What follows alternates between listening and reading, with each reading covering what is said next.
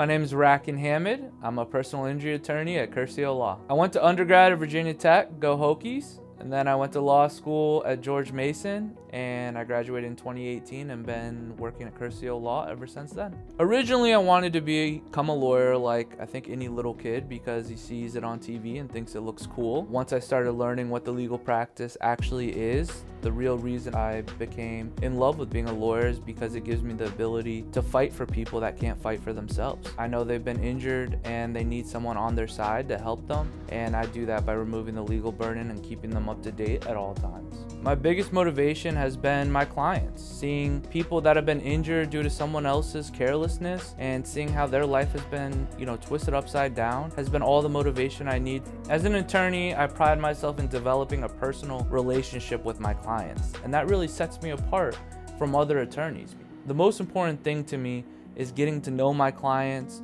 through constant contact, through constant updates. When I develop that relationship with my clients, it helps me fight for them, whether it's to the insurance company or in front of a jury. If you're looking for an attorney to deliver you a quick check, that's not me. If you're looking for an attorney to help you because you've been seriously injured and are overwhelmed with the legal process, then that's me.